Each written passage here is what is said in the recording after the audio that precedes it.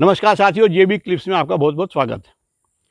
साथियों, आमतौर पर ये देखा गया है, मैंने तो ऐसा बहुत बार महसूस किया कि कुछ बुजुर्ग बुजुर्ग मतलब एल्डर देन यू या एल्डर ऑफ यू, जो आपके बड़े हैं वो, या फिर समाज में आप किसी रिश्तेदारी में जा रहे हैं या फिर राह चलते भी अगर किसी की जो आपसे बड़ा है आपने अगर उसकी हेल्प कर दी, मदद कर दी, चाहे उसका कुछ सामान उठा के यहाँ से वहाँ रख दिया, या वो मान लो कोई ऐसे कि फंक्शन में कोई बुजुर्ग है जो खाना खा रहा है, आपने उसको पूछा कि मैं आपके लिए पानी ला दूँगा? हाँ, ला दूँ।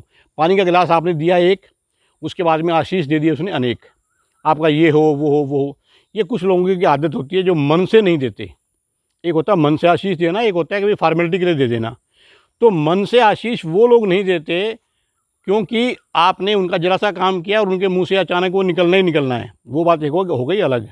कुछ अपने मन से आशीष दे देते हैं कि यार तुम्हारा वो बेटे की शादी हुई थी, इतना टाइम हो गया, कोई बच्चा बोलो साहब नहीं हो रहा, अरे साहब भगवान करे इसका ये हो जाए वो हो जाए, आशीष दे देंगे उसको।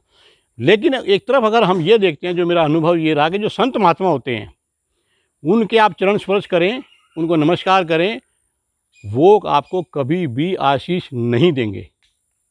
99% बोल रहा हूँ मैं। कोई विशेष किसी से कोई खास लगाव हो तो बात अलग है, वरना लेकिन वो आपको प्यार तो कर रहे हैं, आपको स्नेह तो कर रहे हैं, अपना वो आशीष भाव वो क्यों दे देते हैं जो मैंने आपको पहले बताया बड़े बुजुर्ग, और ये क्यों नहीं देते? जो मैंने अध्ययन किया मैं उसके अनुसार आप लोगों से बात कर रहा हूँ कि जो संत महात्मा होते हैं ना, उनकी वो जो पूजा पद्धति है, जो उनका जो अपना जो नित्य क्रम के अनुसार जो उन्होंने फल इकट्ठा किया हुआ है अपनी पूजा के जरिए, वो उनका व्यर्थ चला जाता है। दूसरी बात ये, उनको ये पता है कि जो जिसकी किस्मत में है वो भी तो होए। हम उसकी किस्मत को अगर चेंज करवा रहे हैं तो हमारा लाखों गुना, कई बार 1000 गुना जो यश है जो हमारे पास में इकट्ठा हुआ है वो व्यर्थ हो जाएगा, नंबर 1। और नंबर 2, हम पाप के भी भागीदार हो जाएंगे क्योंकि हमने भगवान के काम में अड़चन डाली। ये बात होगी दूसरी। तो पहले वाले किस्से में मैं आपको बताऊं कि जो हम आशीष देते हैं, हम कम से कम ये देख लें कि क्या वो उस लायक है। अगर हमने मान लो आशीष देना है तो हम ये भी सोच लें कि जो हमारी जो कमाई है, जो हम जो नित्य नियम से अनुसार जो पूजा पाठ किया है वो भी कम हो रही है।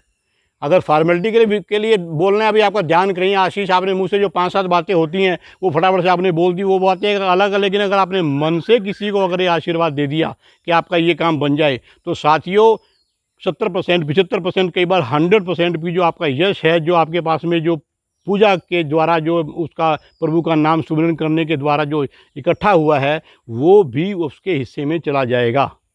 अगर आप ऐसा समझते हो कि हाँ जाए तो जाए, कोई बात नहीं, किसी का भला होते तो होए, तो आपकी मर्जी, आप ऐसा करें। लेकिन अगर ऐसा मान लो आप ये समझते हैं कि मैं भी किसी के भाग्य को ज़्यादा ना पलटूं, कोशिश करूं भाई बिल्कुल ही एकदम से अपना है, अपना बिल्कुल नज़दीक है, और अगर हमारा पुण्य प्रताप उस तरफ जा रहा है तो बेशक जाए, तो बात अलग है। वरना खाम खाई में तेरा ये भला हो वो हो, जैसे गाँव में ख़ास तौर पर होता है, भाई तू जो है बूढ़ी होने तक सुहागन रहे और तेरे बच्चे हों, पोते हों, वगैरह वगैरह।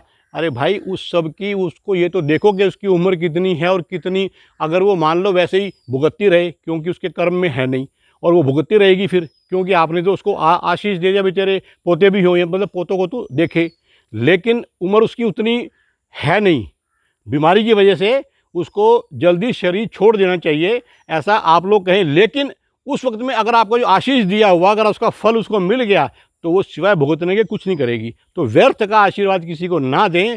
कोशिश करें कि सामने वाले को देख करके और अब अपना आशीर्वाद दें तो दिल से दें, फॉर्मेलिटी के लिए ना दें। नमस्कार।